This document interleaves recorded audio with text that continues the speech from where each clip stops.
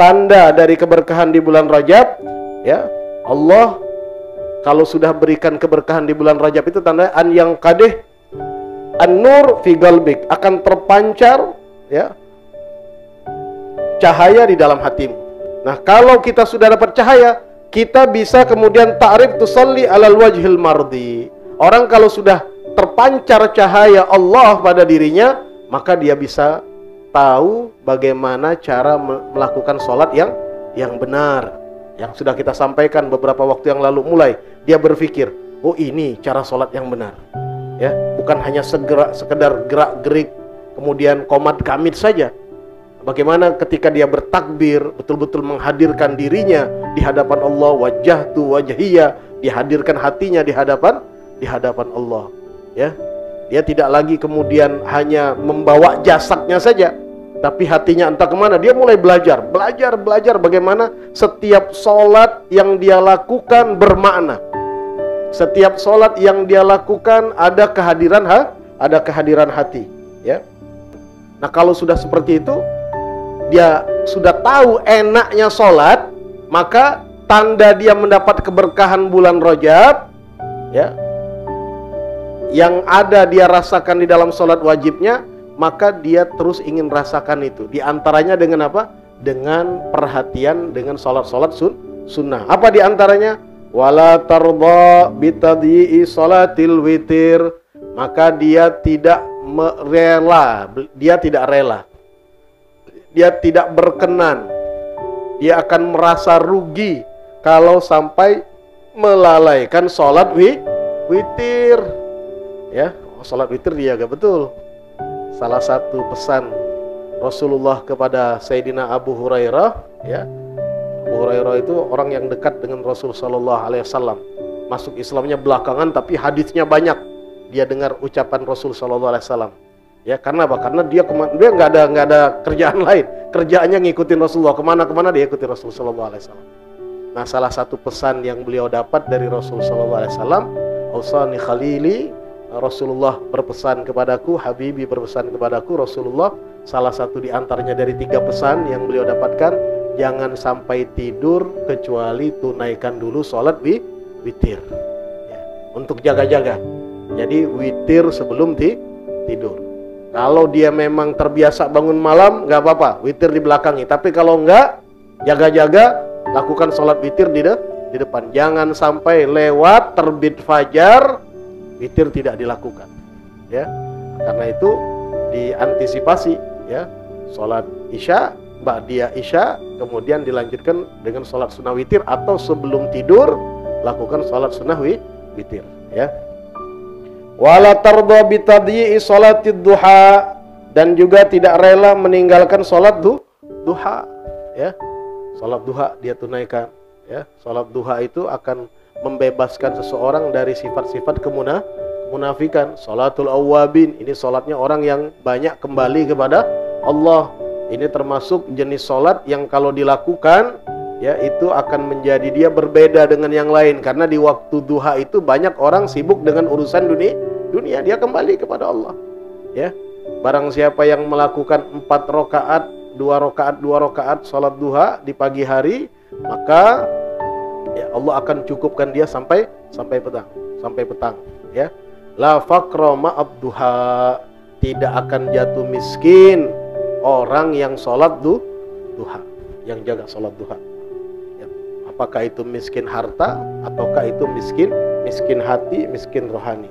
Wala rawatibus sholawat, tidak juga dia rela mengabaikan rawatib, sholat rawatib. Gobliyah. Artinya apa nih? Artinya karena dia sudah rasa enak di sholat, maka karena sholat wajib nggak bisa lagi ditambah, maka yang dia lakukan apa? Sholat sunnah, dia perbanyak, ya. Nah, jadi setidaknya sholat apa? Sholat witir, kemudian sholat duha, kemudian sholat rawatib. Sholat rawatib itu ada yang muakkadah, ada yang ghairu muakkadah. Yang muakkadah itu qobliyah subuh 2 rakaat, ya. Kemudian qobliyah zuhur, ada riwayat qobliyah zuhur 2 rakaat, yang muakkadahnya ada yang bilang 4 rakaat. Kemudian 2 rakaat lagi ya, jadi 6 tuh. 2 rakaat lagi ba'diyah zuhur 8, ya. Kemudian 2 rakaat lagi ba'diyah maghrib, ya. Ba'diyah maghrib ini termasuk muakkadah. Kalau qabliyah asar itu ghairu muakkadah. Tapi kalau yang lazim lakukan, yang sering jaga salat qabliyah asar, dia akan dapat doanya Nabi. Rahimallahu imra'an shalla qablal asri arba'an. Allah akan rahmati seorang hamba yang sholat sebelum asar 4 rakaat. Tapi dia tidak masuk muakkadah, disunnahkan untuk dilakukan, ya. Jadi rugi kalau ada orang punya umur, punya waktu, punya kesehatan, punya kesempatan, tapi dia tidak jaga ini rawatibus sholawat, ya. Kemudian berikutnya waktu addis sholat fi jamaah, dia lakukan, jaga betul sholat berjamaah, sebisa mungkin dilakukan di musola, sebisa mungkin dilakukan di masjid, atau kalau dalam kondisi tidak memungkinkan bisa dilakukan di rumah, ya, karena minimal sholat berjamaah itu ada imam, ada makmum, tapi yang paling afdol dilakukan di masjid, biar jadi laki-laki yang soleh, ya, karena kalau sering lakukan sholat jamaahnya di rumah, jadi laki-laki yang soleha, ya. Nah, jadi kalau dia laki-laki yang soleh, dia lebih banyak sholatnya di masjid.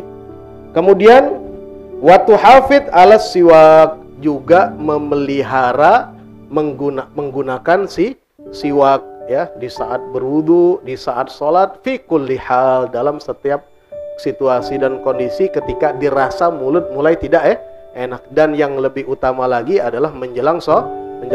Di sini dibawakan hadis oleh beliau Habib Umar, rakaatani bisiwakin khairun min sab'ina raka'ah min ghairi siwak. 2 rakaat dengan menggunakan siwak itu lebih afdal, lebih utama dari 70 rakaat tanpa menggunakan siwak. Bayangkan satu sholat 2 rakaat pakai siwak itu lebih afdal dari 70 rakaat. Ya, subhanallah, karunia dari Allah subhanahu. Karena di situ ada nilai ta'zim, ada nilai penghargaan kepada sunnah Rasulullah, dan juga penghargaan kepada Allah dengan kita membersihkan apa? Dengan kita membersihkan mulut. Itu bentuk penghargaan kita kepada Allah Subhanahu wa taala. Dan agama Islam itu, ya, ibadah yang ada di dalamnya salah satu tujuannya adalah untuk menumbuhkan rasa ta'zim. Ta'zim kepada Allah, ta'zim kepada Rasul sallallahu alaihi wasallam, syiar-syiar Allah, itu semuanya adalah bagian dari tujuan kita beribadah. Ini yang harus kita jaga. Setidak-tidaknya ini tanda bahwa kita dapat berkah bulan Rajab. Kemudian watatrukul manadhir as-sayyi'ah. Cahaya tadi kalau sudah terpancar di hati, dia kemudian mencahayakan mata. Jadi mata ini jadi nggak enak dia ngelihat pandangan-pandangan yang haram, itu jadi nggak nyaman, nggak selera lagi dia. Fala tamudda ainaka ilaiha, jangan engkau pandangkan, ya, matamu kepada hal-hal yang diharamkan oleh Allah. Ya, barang siapa yang meninggalkan sesuatu karena Allah, maka Allah akan gantikan dengan sesuatu yang akan lebih baik dari apa yang dia pandang, apa yang dia inginkan. Ya, apa sesuatu yang lebih baik itu? Ladzatul iman, adanya kelezatan iman. Itu nanti kalau kita, jadi sebenarnya banyaknya maksiat, banyaknya tantangan-tantangan yang ada pada zaman kita sekarang ini, itu sebenarnya, ya, kalau kita pandai untuk menyikapinya dengan baik, dengan ketakwaan kepada Allah, semakin banyak, maka semakin berpeluang, berpotensi kita mendapatkan kedudukan yang tinggi di sisi Allah. Di antaranya apa? Yang paling cepat merasakan manisnya iman. Senang ketika baca Al-Quran, ya. Merasa tidak nyaman kalau kehilangan kesempatan sholat malam, ya. Meneteskan air mata saat sujud. Itu ladzatul iman itu. Ya, itu dapat dari mana tuh? Salah satunya yang paling cepat ketika kita berhadapan dengan maksiat, kita abaikan maksiat itu. Itu paling cepat tuh dapatkan itu. yang belum tentu didapat dengan kita banyak ibadah. Nah, jadi dengan banyaknya tantangan-tantangan maksiat yang ditawarkan oleh tentara-tentaranya iblis di akhir zaman ini, sebenarnya juga semakin mempercepat kita untuk mendapatkan ridha dari Allah Subhanahu wa taala, ya. Wala ila dzukhrufil hayatid dunya, begitu juga tidak perlu engkau nyamankan pandangan matamu kepada hiasan-hiasan kehidupan di dunia, ya. Nah, kemudian kata beliau, dari kesemuanya ini, ya, dari kesemuanya ini, kalau sudah dapat keberkahan dari Allah di bulan Rajab, maka dapat dipastikan dia lolos dari bulan Rajab masuk ke bulan Sya'ban, dia pasti jadi orang yang bahagia. Jadi orang yang senang, jadi orang yang beruntung. Wa idza sa'idta fi Sya'ban, kalau engkau beruntung di bulan Sya'ban, senang di bulan Sya'ban, jadi orang yang sa'id, jadi orang yang bahagia, bahagia dengan ibadah kepada Allah, bahagia dengan pelbagai macam karunia dari Allah, bukan bahagia dengan hawa nafsu, bukan bahagia dengan maksiat, bukan.